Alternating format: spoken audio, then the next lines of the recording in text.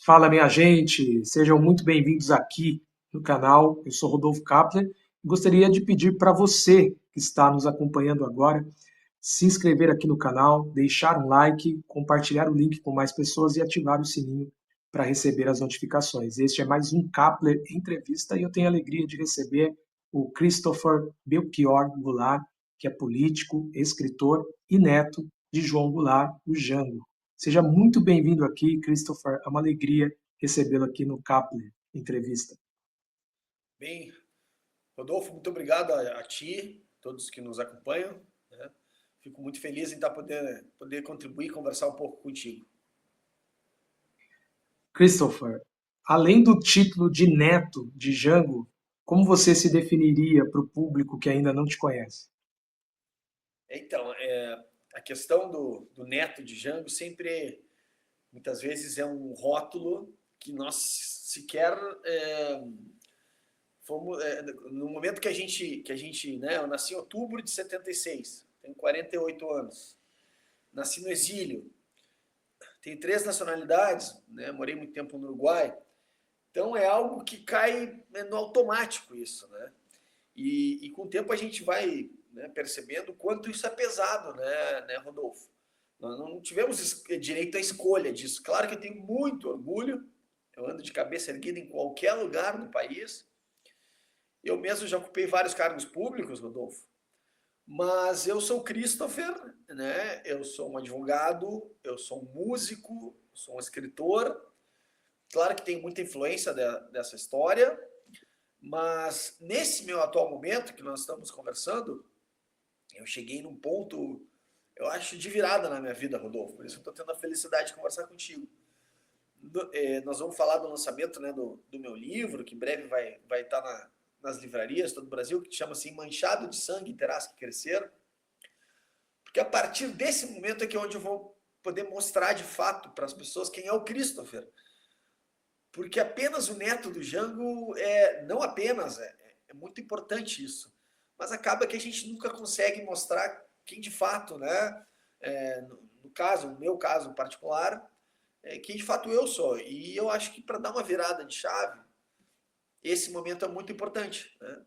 É por isso que, através da literatura, é que eu compreendi que eu consigo transmitir a minha mensagem, a mensagem do Christopher. Claro, orientada, né, digamos assim, por todo o arcabouço político, doutrinário, né, do trabalhismo que vem com meu avô, mas da maneira como eu quero e como eu pretendo colocar para as pessoas. É diferente eu apenas ser um transmissor da história do meu avô e eu mesmo ser protagonista da minha história. E é o que eu estou procurando fazer agora, Rodolfo.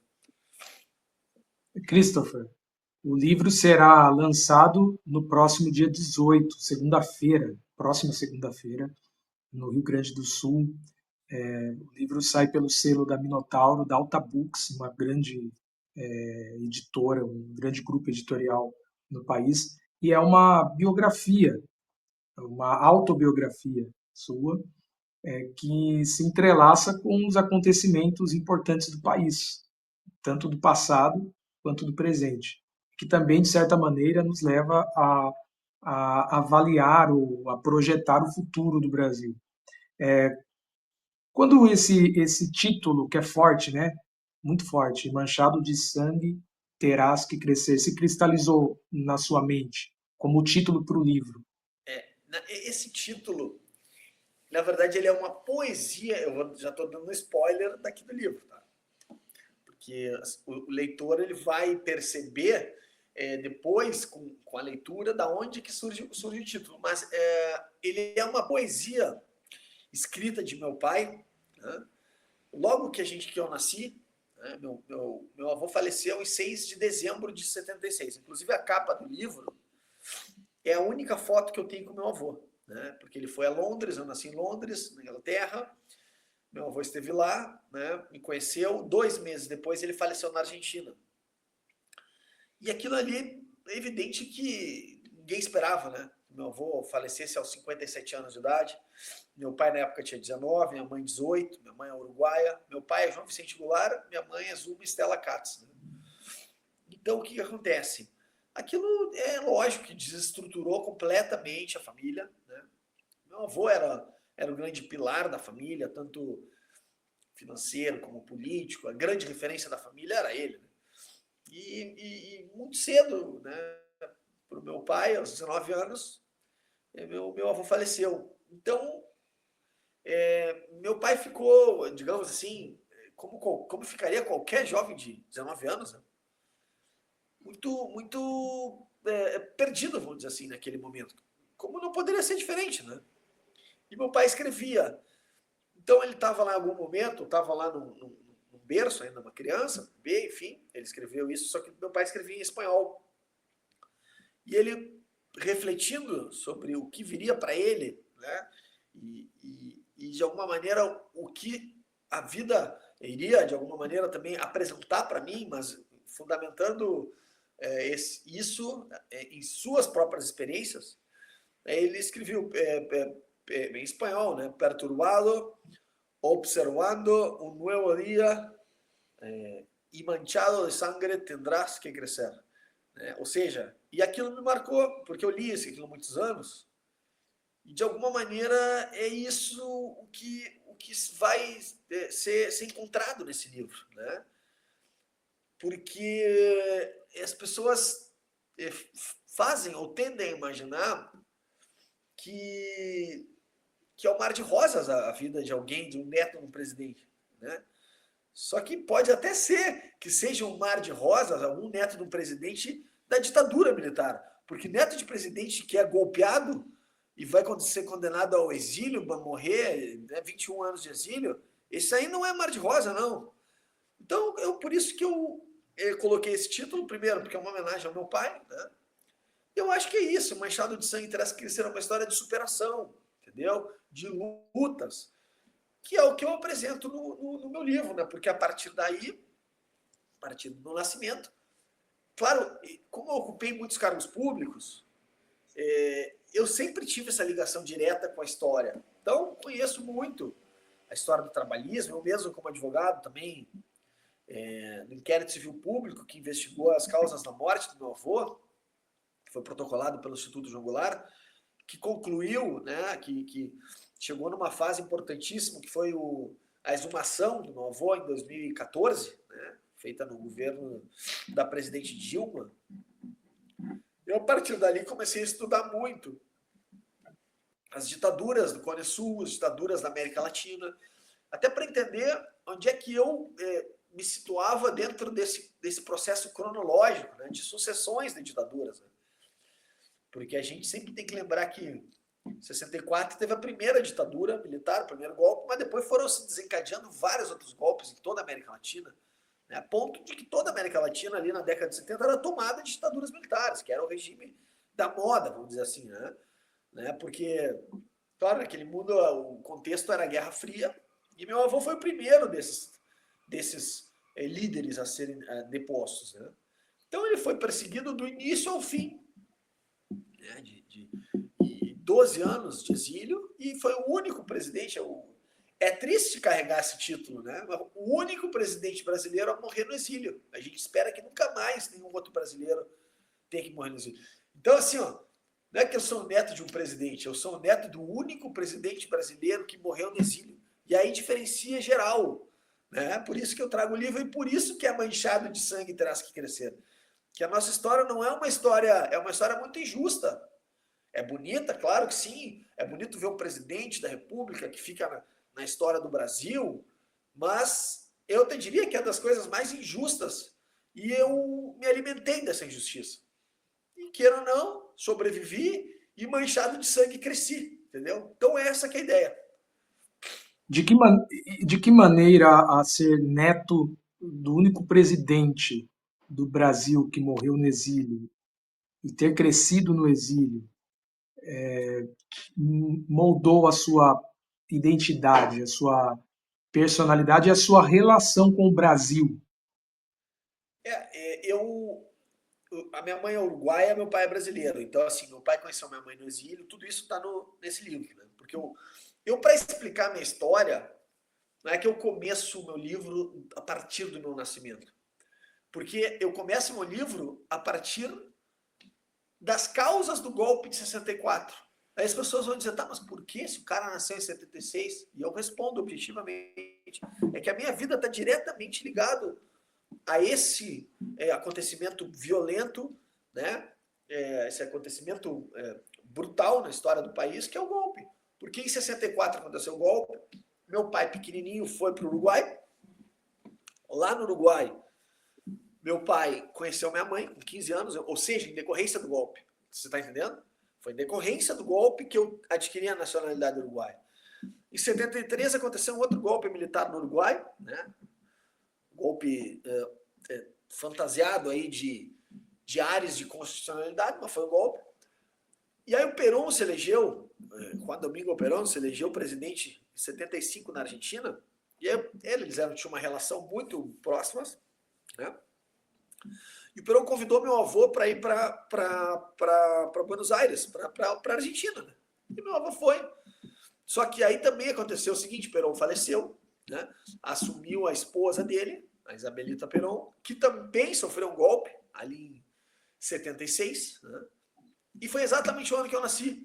E a ditadura argentina foi a mais violenta de todas, fala-se mais de 30 mil mortos. Né? Não estou inventando números, porque a pessoa que pegar aí, né, tem trágica literatura, né, literatura não, porque são assassinatos, né, de los vuelos de la muerte, que a ditadura simplesmente pegava os presos políticos e num avião atirava os caras no oceano, entendeu? Isso não estou inventando aqui, isso é o que ocorreu. Eu falo isso porque tem uma geração inteira que não faz a menor ideia que isso acontecia, né? Mas acham que isso não acontecia. E meu avô era o alvo evidente dessa raiva política da ditadura militar. Tanto que, né, ele, em 76, foram assassinados 2 amigos pessoais deles políticos, né, na Argentina, exatamente onde ele estava, em Buenos Aires, que eram Selmar Michelini e Gutiérrez Ruiz, que eram 2 políticos uruguaios, tá? Um senador, outro deputado. Foram assassinados pela Operação Condor. E meu avô, o escritório do meu avô na Argentina foi completamente vasculhado pela ditadura argentina. Entraram, meu avô tinha um escritório político, econômico, né? Entraram, vasculharam tudo, estavam procurando ele não estava no momento. E foi especulado, em algum lugar, ele teve informação de que a família dele, o meu pai, né, e a minha mãe, e a minha tia Denise, seriam alvos de sequestro. Então, ele mandou o meu pai para a Inglaterra, com 18 anos, com pretexto de fazer um curso lá, mas na verdade era para proteção política. E foi exatamente lá que eu nasci, na Inglaterra, em Londres. E o meu nome é Christopher exatamente por isso. Né?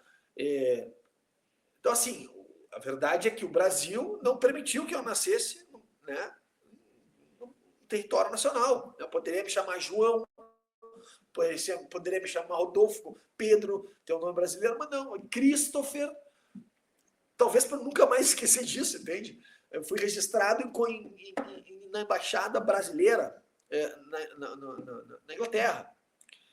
Então, claro que eu já nasci com essa marca. Tudo isso é muito forte.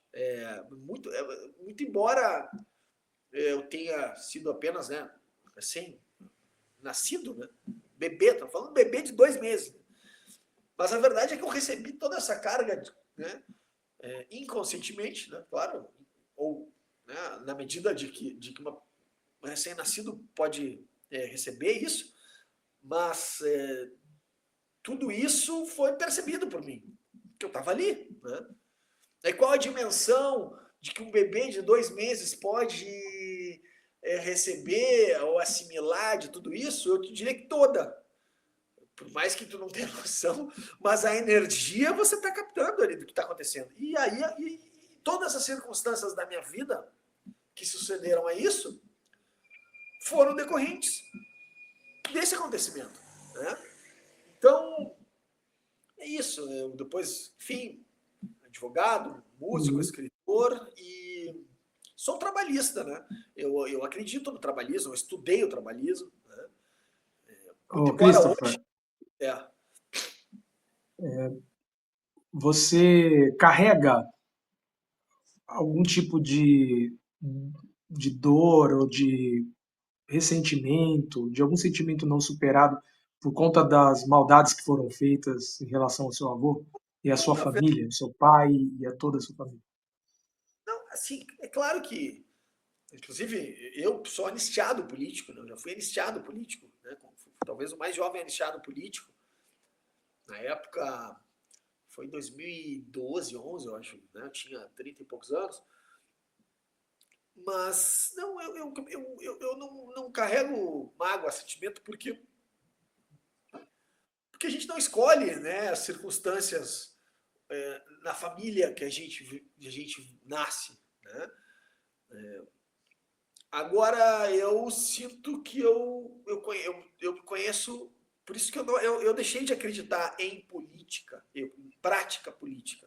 Eu ocupei muitos cargos, eu fui vereador, fui secretário municipal, fui suplente de senador de 2014 até 2022, fui candidato a prefeito, mas eu entendi que eu não tinha um perfil para isso. Pode ser que daqui a uns anos eu faça, né, uma revisão desse pensamento, porque, primeiro, que eu conheço o pior lado possível e imaginável da política.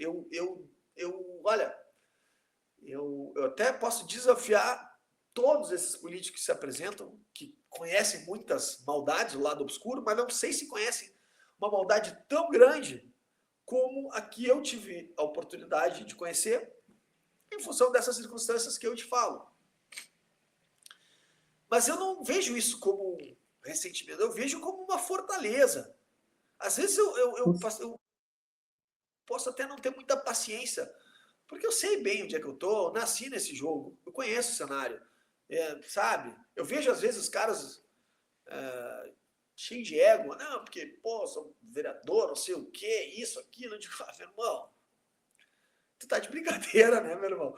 Porque eu enxergo, cara, porque sabe, Você eu sei. sofreu, Christopher, você sofreu algum tipo de resistência, de oposição por ser neto de Jango? Para tu ter ideia, Ciúmes, de repente ciúmes, porque você tem um nome forte, um sobrenome forte, né?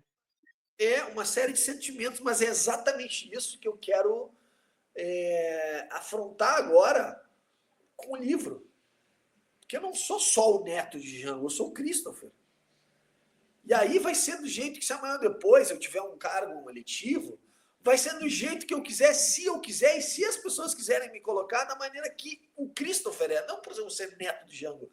Porque ser neto do Django é um rótulo. Na verdade, tu é neto do Django, sim, é muito. Mas na verdade, o que é ser neto do Django? Não, é um emblema, é um rótulo. Porque eu não sou neto do Django, eu sou o Christopher. Claro que eu sou neto do Django. Tu imagina se fizessem um recorte disso, que não vão fazer, né? Mas quando eu digo assim, é nesse sentido que eu quero te dizer, cara. Eu sou. Porque senão a gente não consegue assumir o protagonismo da própria vida. Por exemplo, você, por exemplo, Rodolfo, ao não ter um vulto tão grande, você assume o seu protagonismo na vida. E eu me custou bastante tempo para entender que eu deveria fazer esse movimento. Porque senão eu vou ser sempre o cara que conta as histórias do avô, a vida passa rápido e eu passou. Você está entendendo? É nesse sentido que eu escrevi esse livro.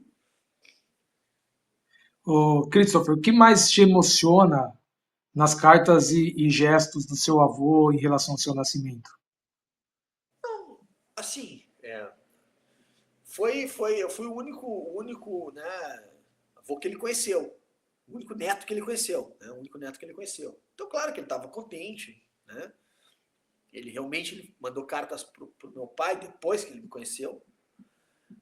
Mas é como eu te disse, eu procuro agora compreender qual é o meu papel no mundo, entendeu? O que eu posso fazer primeiro, porque a gente tem que pensar o seguinte: o trabalhismo entrou em crise já faz tempo, né?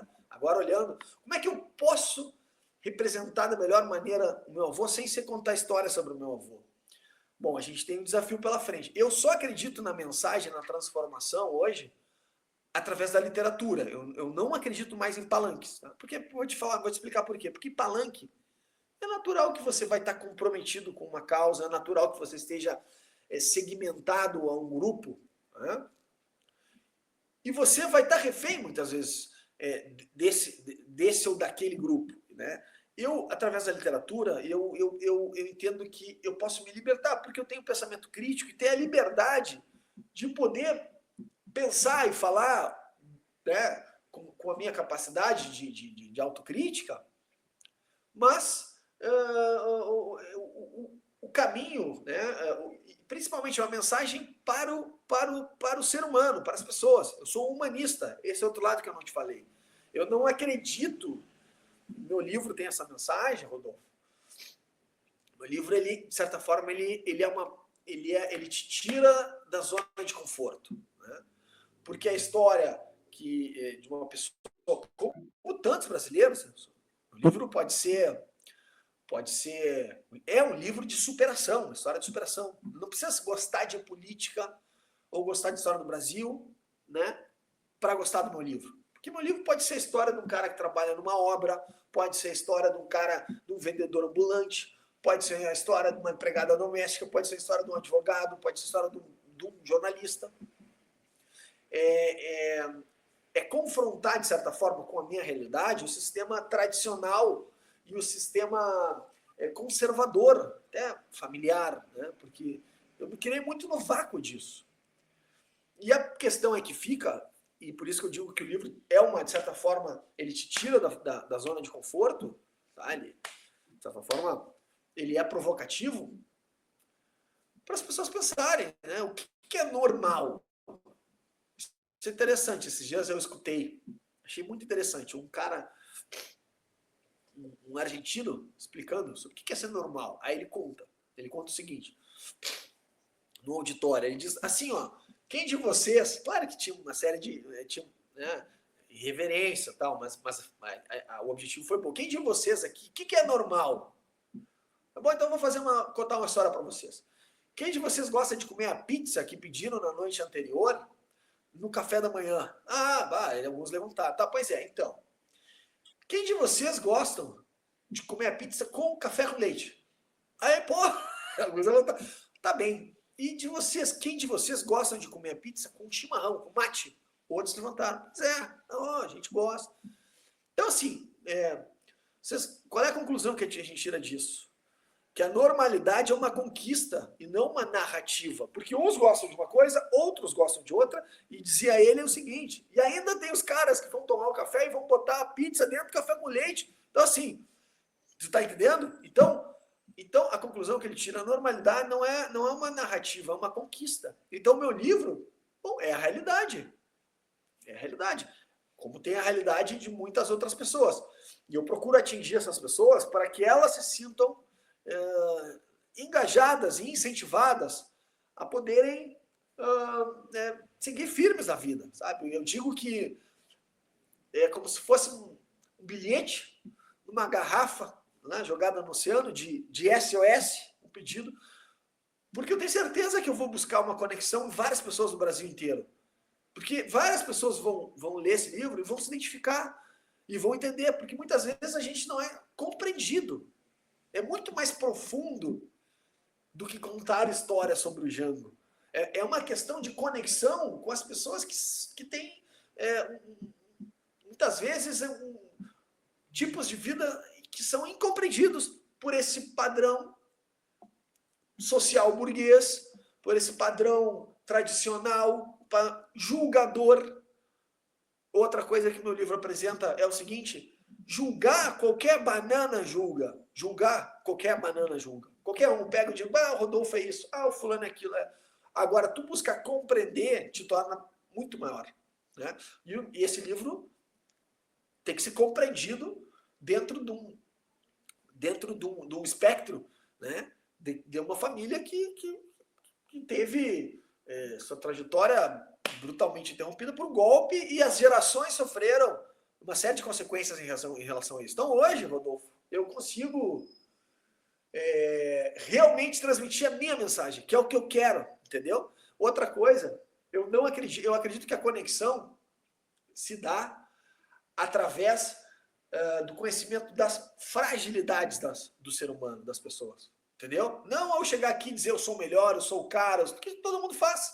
Eu sou o cara, eu sou. Então, esse modelo do vencedor, na verdade, ele é altamente questionável. Né? O que é ser vencedor? É ser um milionário? Eu te digo que não, porque eu conheço um monte de milionário cafajeste. Muito, não é pouco, muito. Então, assim, só o fato da gente ter uma vontade de viver, né, de ter superado muita coisa, já nos torna vencedores. Você tá entendendo? Isso que o livro traz. É a capacidade de criar conexões através das fragilidades. Eu te dou uma mão, você me dá uma mão, a gente se entende e a gente cresce junto. Tá entendendo? É isso que o livro traz. Ô, Christopher, você mencionou há pouco que você acredita no trabalhismo, você é trabalhista. Entretanto, o trabalhismo está enfrentando uma grande crise no mundo todo. Como você definiria trabalhismo no século XXI? É a social-democracia, né? É o que Pasqualini, eu sempre indico um livro do Alberto Pasqualini, Bases e Diretrizes para a Política Social, para mim o melhor livro que define o trabalhismo. É um livro escrito na década de 40. Alberto Pasqualini é o maior doutrinador do trabalhismo. Gaúcho, foi senador, né, concorreu aqui ao Rio Grande do Sul, a governador. E essa social-democracia é a capacidade, né, do diálogo entre as forças do capital.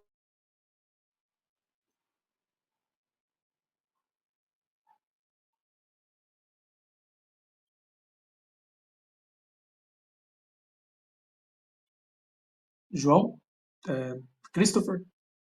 Tá me ouvindo? Acho que deu uma travada.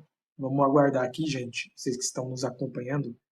Acho que houve um probleminha técnico aí com a internet, mas ele voltará aqui. A gente vai aguardar um pouquinho aí o retorno dele.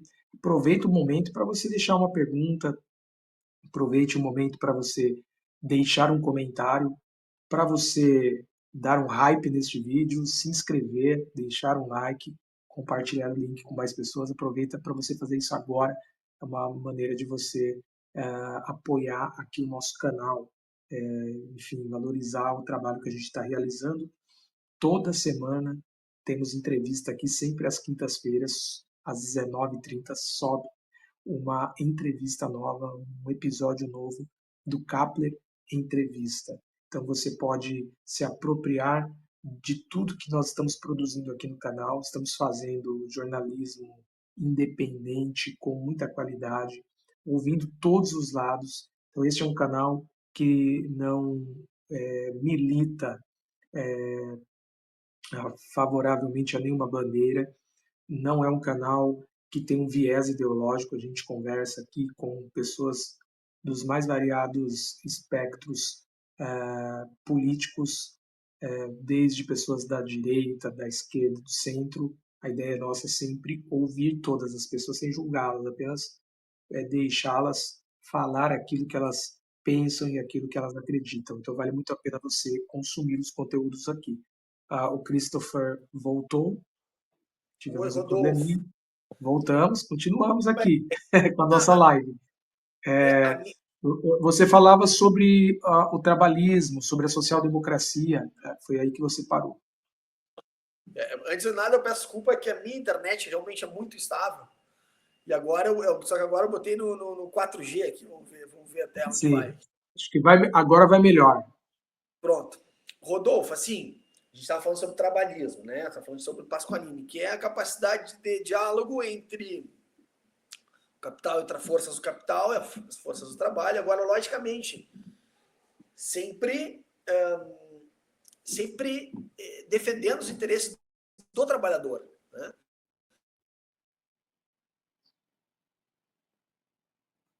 Sim, não, não estamos te ouvindo, você precisa abrir o áudio. Isso, agora Agora sim. você está me vendo? Tá bem. Sim, Vamos lá. Sem estimular lutas de classe, tá? E, claro, sempre defendendo os interesses do trabalhador. Isso é o trabalhismo. Tá? Eu faço uma reflexão aqui. Talvez eu seja mais... Eu não acredito em conquistas em prol dos trabalhadores, senão numa negociação de igual para igual. Isso talvez eu seja mais à esquerda do que o próprio trabalhista. Eu não acredito, mas eu compreendo a intenção, tá? Porque também não dialogar é um problema, né? Um problema. E isso é o velho trabalhismo da social-democracia. O trabalhismo relacionava muito, o trabalhismo de Pasqualini relacionava muito o trabalhismo a Rerum Novare, que era a encíclica do Papa,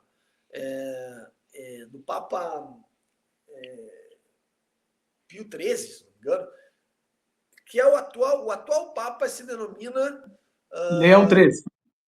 Leão Leão XIII. XIII. Então é o Leão, o Papa Que é uma Leão, encíclica uma encíclica do final do século retrasado, né? Que fala sobre a questão das mudanças, né? Da Revolução Industrial e tal. exatamente. E essa encíclica, que é a Rerum Novare, tem muita influência no trabalhismo, porque o trabalhismo também se ligava a esses setores religiosos. Estamos falando na década de 40 do século passado. Mas também a gente pode fazer a alusão do trabalhismo, e aí é uma coisa mais aqui do Rio Grande do Sul, o trabalhismo que vem lá do positivismo, né, de Augusto Comte, o trabalhismo que foi aqui no Rio Grande do Sul, encampado por Júlio de Caetano. O trabalhismo no Brasil tem os protagonistas no Rio Grande do Sul, né, sem dúvida, né, que é Getúlio Vargas e João Goulart, aliás, ambos de São Borja, né. Mas o Júlio de Castilhos, né, que escreveu a Constituição do Rio Grande do Sul, ele era positivista, ligado a esse movimento. Ele era representante dos chimangos, né, que são os lenços brancos, né? E por muito tempo esse grupo governou o Rio Grande do Sul. Depois dele veio Borges de Medeiros, né, que tinham a oposição, né, dos lenços vermelhos, que eram os maragatos, certo? Porque os maragatos entendiam que havia uma dominação permanente, uma ocupação permanente de poder, né, que era prejudicial. Por que é prejudicial para o Rio Grande do Sul? E tinham lá sua razão, vamos combinar. Onde não existe uma alternância de poder, sempre é um problema. Né? Mas aí o que o Getúlio Vargas, que era chimango, era ligado ao Borges de Medeiros, em 1930 ele cria o Pacto de Pedras Altas. Ele conquista o Pacto de Pedras Altas, que é uma conciliação entre os chimangos e maragatos, e a partir daí ele parte para a Revolução de 30. Então, a ideia da conciliação já está gravada no trabalhismo, exato, inclusive na própria Revolução de 30. Né? Gravada no trabalhismo. Por isso que essa ideia de construção, de coalizão entre forças de capital e trabalho, porque já está representado a partir do momento aí da Revolução de 30, com Getúlio Vargas. E Getúlio Vargas, não resta nenhuma dúvida, é a maior figura do trabalhismo da história brasileira. Né? Jango entra na política pelas mãos de Getúlio Vargas. O grande Jango era o herdeiro político de Getúlio Vargas. Então, muito embora o meu avô não me consta que ele se autodenominasse, digamos, positivista, mas é claro que a origem dele é essa, entende? E aí também a gente pode lembrar também do trabalhismo inglês, né? Que tem mais essa influência também. Então, tudo isso que é a velha social-democracia. Né? Então, eu te diria isso. Isso. Pode continuar. Não, o grande desafio hoje é renovar isso. Porque com essas gerações, né, totalmente influenciadas pelas redes sociais, né, a geração influenciada pelo imediatismo, né, que Bauman, né, dizia, né, os conceitos hoje não são sólidos, né? São líquidos, né? Ou seja, nada é feito para durar para sempre. Então ninguém está preocupado em querer saber o que é o trabalhismo, porque isso para essas pessoas alude a 300 anos atrás. Eles pensam que é da época dos dinossauros. Tu tá entendendo? Estou falando dessas novas gerações. E eu compreendo isso. Então, se não tiver E uma você maneira... e você acredita que o seu livro pode despertar essa curiosidade nos mais jovens, por exemplo, para, enfim, Eu acho que vamos se ver. envolverem com o trabalhismo? Meu livro, como eu te disse, ele está fundamentado em histórias, ou seja, reais, né? Não tá, eu digo assim, ele fura a bolha de glamour. Não tem glamour. É vida real, vida como ela é. E talvez, tomara que eu consiga prestar minha contribuição, mas aí é dar uma outra cara. É dar uma outra cara para tudo isso. De cara, a vida hoje é diferente, os meios de comunicação mudaram, os meios de produção, quer dizer, a forma como a economia se pauta. Então, assim, se não for feito uma reinvenção, acabou o trabalhismo. Não tem, vai acabar, porque a tendência é essa. Como, Não é o que eu estou dizendo. Acabou o trabalhismo, eu quero dizer o seguinte: cada vez mais, menos pessoas vão compreender o trabalhismo. Menos pessoas. Porque aí, todos os que são trabalhistas, hoje, é porque tem algum parente. Então, tem toda uma espécie de um saudosismo que não pode ser só isso. Porque as pessoas vão morrendo, a história vai ficando cada vez mais longe, e aí você não vai ter. acredita que você acredita que o trabalhismo precisa se atualizar ou o trabalhismo está em crise por conta de resistências que ele vem sofrendo? Não, eu acredito que tem que encontrar uma nova forma de comunicação para atingir as novas gerações. Porque a receita é boa, viu? A receita é muito boa. Eu acho que o melhor caminho é o trabalhismo. Sabe? De todas as opções que existem, desses radicalismos. Só que ninguém fez entender para as pessoas, e ninguém despertou na consciência das pessoas, que é melhor dar uma pensada do que sair apontando o dedo e julgando, né? Ou embarcar nessa onda de sectarismo, né? De radicalismos. Hoje está completamente pautada, né? É um lado ou outro. Então, assim, você vai dizer, claro que o trabalhismo é do campo de esquerda, claro que é. Mas aí eu não posso admitir aquele pensamento ultradireitista e ridículo, né? De, comunista, tudo é comunista. Como se também fosse um grande problema, né? Porque comunista também tem essa fórmula muito interessante de governo, bom, não funciona na prática.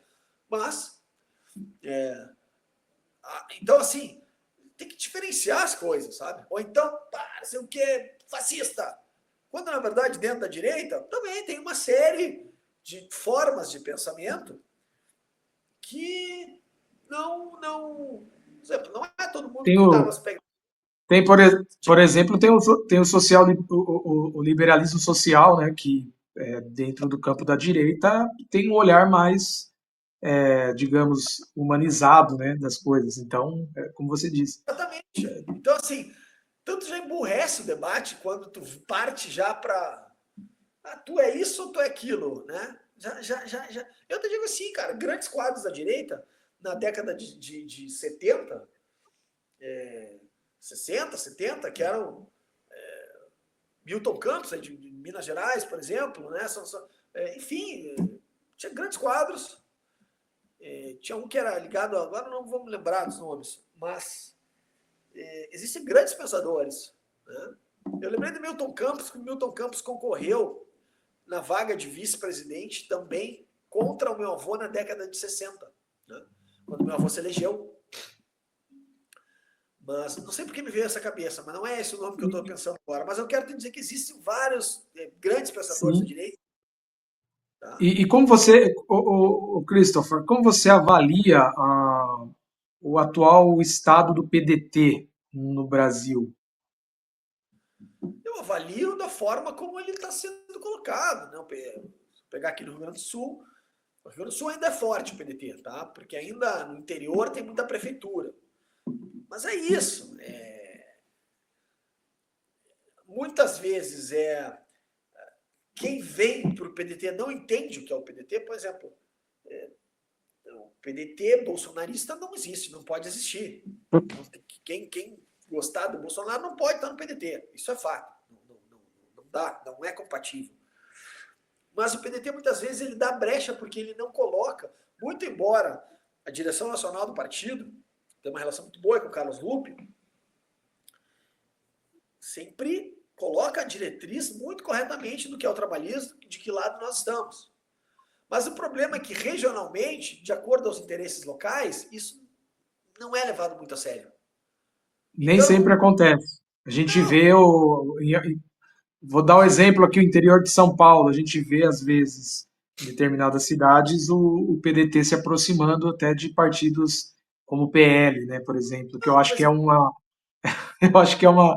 pois, Enfim. a prática é diferente da teoria, né?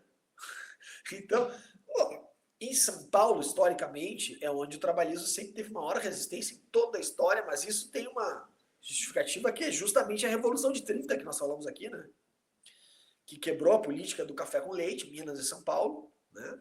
Inclusive já tinha eleito né, feito uma eleição. Bom, se você leu ali o livro do Lira Neto, né? Ele está tudo direitinho, já tinha sido inclusive a eleição já. Getúlio perdeu no voto, mas depois foi para cima da Revolução e levou na Revolução. E aí que veio o ranço de São Paulo com o trabalhismo. Né? Tem aquela história dele ter amarrado os cavalos no obelisco, né? Tem também a questão do Aí, Brizola. e é interessante isso que você está falando, porque, de fato, a elite do estado de São Paulo, ela tem mesmo uma resistência em Não, relação ao trabalhismo. eu não sei se na capital de São Paulo existe alguma rua com o nome Getúlio Vargas. Não sei se existe. Deve ser talvez Não, na capital. até onde eu sei, não. Então, para tu ver, é a única capital brasileira que não bota. Historicamente existe um ranço, né? E também isso daí se revelou em 89, porque dá para se dizer que o Brizola perdeu aquela eleição por causa de São Paulo, que praticamente teve muito pouco voto em São Paulo em 89. Porque daí ganhou o Lula foi para o segundo turno, depois perdeu para o Collor. Então é por isso que eu não acredito mais. Sabe quando eu falei aquela história que eu não acredito mais em palanque? É por isso, cara. Porque eu quero poder, no livro, poder colocar de forma coerente, né, uma linha de pensamento que está coerente. Agora eu chegar e dizer uma coisa, sobe na tribuna e fala outra porque o patrão paga mais, espera aí, cara. Aí nós estamos de brincadeira, aí não é política, aí é negócio. E aí eu tô fora, cara. Aí eu vou para iniciativa privada. Tá entendendo? Então, se aquela política, idealização, da conscientização das massas, que seria o ideal, né? Isso não tem mais. É um grande negócio. É um grande negócio. Quem falar que é o contrário está mentindo. É um grande negócio. Está comprometido com o setor, ou o setor empresarial, ou. Entende? Então, assim, quem se apresenta ainda com a idealização, que eu acho que seria o lado mais bonito da política, tu é o bobo da festa. O bobo da festa. Você está entendendo? Isso que eu estou falando é pura realidade.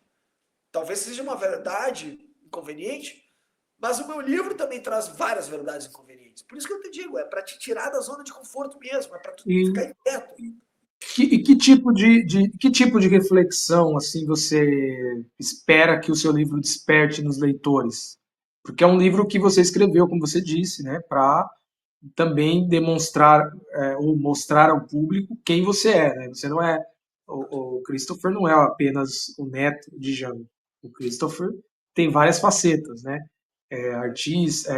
Artista, músico, advogado, ativista, escritor. Mas que tipo de reflexão você gostaria enfim, fosse despertada nos leitores? Eu acho que a primeira coisa é ser mais solidário, ter mais empatia. Eu acho que essa é uma palavra que pega bem assim comigo, sabe? Ser mais empático em relação ao outro, tentar compreender mais e julgar menos, entender que certos tipos de atitude não vão te tornar maior, ao contrário, vão te tornar menor, tá entendendo? Acho que precisa ter mais humildade, sabe? Mais humildade, né? Não vestir, claro que a gente tem que ter padrões, né? Eu, por exemplo, eu gosto muito de debate, por exemplo, debate político eu gosto. Então, eu sei muito bem subir numa tribuna, expressar uma mensagem, porque aprendi muito bem isso. Então, claro que ali tem certos protocolos, como tem em qualquer profissão. Só que saiu daquele protocolo, do momento que tu precisa agir daquele momento, cara, desce, tira o sapato alto, bota o pezinho no chão, não assume. Como é que é? Acho que tem uma música do Lulu Santos, né? Que diz, não leve o personagem pra cama ou pra casa, sei lá. Cara, não leva o personagem. Na hora que tu tá atuando, ok, tá sendo profissional, institucional, mas não seja aquilo ali, porque uma das coisas que eu acredito que a vida tenha me ensinado muito é a capacidade de comunicação.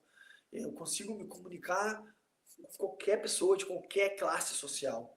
Desde o cara mais top até o operário, até o, sabe, até, sei lá, até, inclusive até o marginalizado, entendeu? Eu consegui em função do que a vida me ensinou. E eu acho que isso me acrescenta muito, sabe?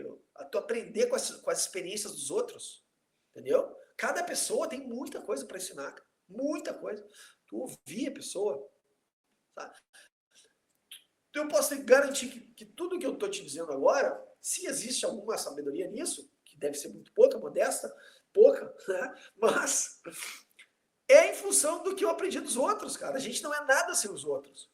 Se tu pega um livro, tu tá aprendendo porque o outro te ensinou. Se tu vai na padaria da esquina, tu vai saber como é que é fabricado o pão porque o outro te ensinou. Tu vai na loja de roupa, como é que se faz? Cara, o outro te explicou como é que é a confecção de roupa. E se tu não tá aberto para isso, esquece, tu vai se tornar um arrogante. Assim, eu tenho como um pilar assim na minha vida que digo assim, cara, tudo pode falhar, menos a comunicação. A comunicação não pode falhar.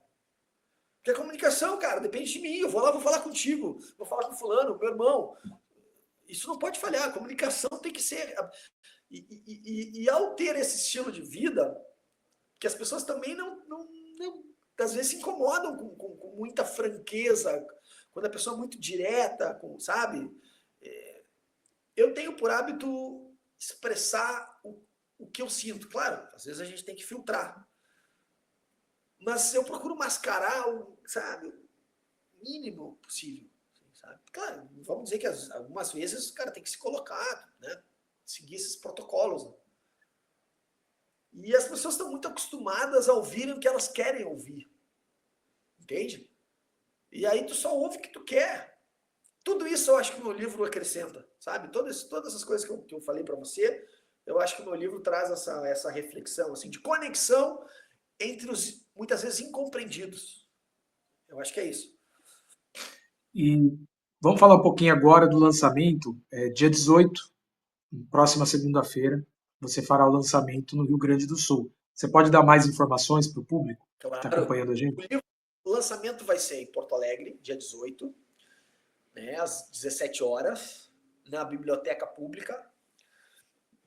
Importante eu falar também que da editora, que é a Alta Books, tá? Uma editora do Rio de Janeiro. Esse livro deve estar em breve nas melhores livrarias do Brasil, pelo menos assim eu espero, né? Entende? E o primeiro ato público vai ser esse, né? Dia 18. Primeiro ato público. A partir daí, se eu tiver oportunidade, eu gostaria de andar transmitindo essa mesma mensagem através do livro para o Brasil inteiro, porque eu acho que é uma história que pode interessar o presidente da República, né? Então, existe, acredito eu, que possa existir sim interesse público muito maior do que o Rio Grande do Sul. E aí eu gostaria muito de poder levar isso, conversar com as pessoas e poder levar essa mensagem. Tem duas pessoas que fazem o prefácio do meu livro, que é um jornalista muito amigo meu, que é o Juremir Machado, do Rio Grande do Sul, que também tem um livro bacana, né, sobre Django. o Alcide Wish, que é um escritor também muito ligado à área da cultura, muito conhecido, e o pós-fácil no livro do deputado federal Afonso Mota, que é um cara que tradicionalmente é ligado à minha família, um trabalhista, deputado federal já em 3 mandatos, ele é também do setor primário, tem muita relação com meu avô, sabe? E, inclusive, o tio dele foi o primeiro presidente do BNDE no governo do meu avô. Na época era BNDE, agora BNDES, antes era BNDE.